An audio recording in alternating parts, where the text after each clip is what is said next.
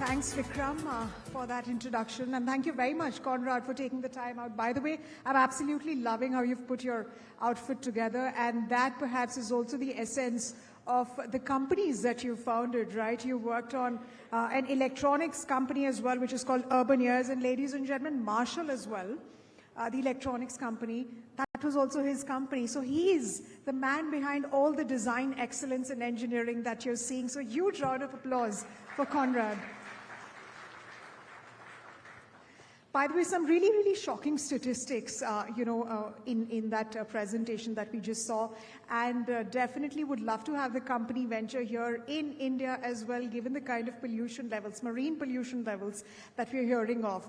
Konrad, let me first begin with your journey. I believe that you were selling candy and hot dogs on the beach as a 7-year-old. So how did your appetite for business and taking risks and building different businesses, whether it is in electronics and now into electronic boats that make no noise, really begin? Did you have a background in business? Because from what I learned, that your mother was a theater director.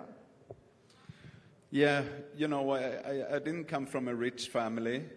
We had to work, and I started very early. And I usually say that the more I train, the more luck I have. But, I mean, it's all about experience. And I've been able to go from different tech companies and now into a boat company. But, of course, we work with sustainability, design, and technology. And that just makes it very, very strong. All right. And, when we were talking about Marshall backstage, why did you decide to let go of that business? Well, there is always a lot of political stuff when you're running a business. And my dream was to change that space. Marshall was amplificators that started in 1962. And they were the father of rock and roll sound, the distant sound. I was the person in 2009 who saw the opportunity to not only make products for the people who was on stage, actually for the hundreds of thousands or million fans who were standing in the crowd and loved the brand.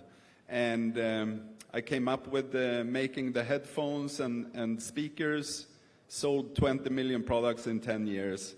And, I'm a guy that believes that I can do a lot of different things. I have a full box with ideas. And I felt that I didn't have that much more to give to that. It's already up and running. It's a new team doing it. And, 3 weeks ago, it was sold to Hongshan Capital. Sorry, it's China. But it was at $1.1 billion. So it's my first unicorn. And then I'm more eager. I have food on my table. I have a lot of money. But I'm more eager to do the next. What can I do? And I think sustainability is something that I really have in my heart. And I believe that I can do companies that inspire. And I take it very seriously, the climate change. At the same time, I don't believe that we should go back and live in a cave. I believe that we can do products and invent technology that we are living in collaboration with Mother Earth. And that's very important to me, to not take more resources than we need. Absolutely, and that is the need of the hour, and I do hope that many more business leaders and startup founders do think like you, keeping sustainability at the core of their business offerings. But let's go back to the boats business, the electric boats business. So you have Elon Musk on one side, in the car side of the business, and in the boat side of the business, it's you, Konrad. So why did you actually decide to come up with e-boats? Well, So a little background is that we're a family from the sea. We've been working with fishing and lived out at sea. And I was a professional surfer, and I could see the sea change. And I didn't like that, I couldn't go out and get my dinner. I couldn't find the fishes as easy as it used to be when I was a small kid. And this is in the mid-90s. And boats were getting very fast and very loud. And when I was diving, I thought I was going to be run over, but the boat could be 2 kilometers away because the density of the water transports sound much longer. So with these problems, I went to my father and my grandpa that are both engineers and innovators, and I said, like, this is fucked up. You know, we can't live like this, and we need to find a solution. And we started to discuss what it could be, from propeller technologies to the drivetrain. And we quite quickly came to the conclusion that electricity is quiet, it's much more efficient, and it's clean. So it was like the perfect solution. But at the time, you know, there were bottlenecks with the battery technology. There were bottlenecks with mixing water and electricity. But now the technology came up. So in 2012, when I saw the Tesla S, I took that idea out and I said, like, I have to build a prototype. That was finished in 2017. And it didn't work at all according to the Excel sheet. You know, it was going to do 25 knots. It did 12. It was going to go 10 nautical miles. It did 800 meters. So, but the experience to get out on the water without noise and fumes was just what we call the power of silence. And I just said, I need to throw money onto this. This is just too good not to execute. So it's a fabulous product because it's also keeping with the sustainability narrative that definitely is the need of the hour. It is also silent and it has a great design as well. What's the kind of demand that you're really seeing with respect to this? Don't you think that this is too much of a niche product? Give us a sense of the kind of demand and interest that you're seeing from the Swedish government. And you're present in 3 continents, right? So give us a bit of detailing about that as well. Well, we see demand from all over the world. We've been riding the wave of sustainability, but actually it's the experience when you get out on the water and you have an acceleration that is so much better than the other boats. So it's a combination of the experience and the sustainability that is driving the demand. And our biggest market is the US, but we're doing very well in Europe as well. But we're open for India. We work with NEOM in the UAE, and we're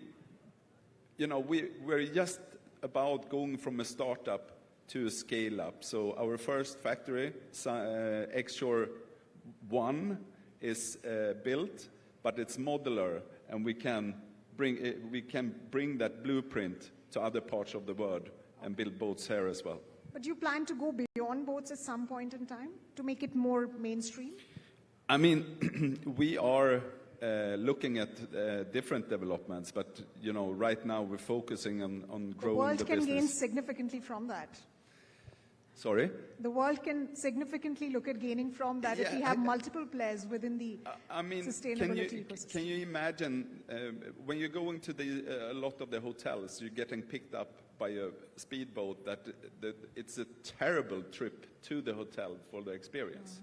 Imagine if your trip could start at the dock and it's all quiet, but you have the wind in your hair. It's like sailing without wind.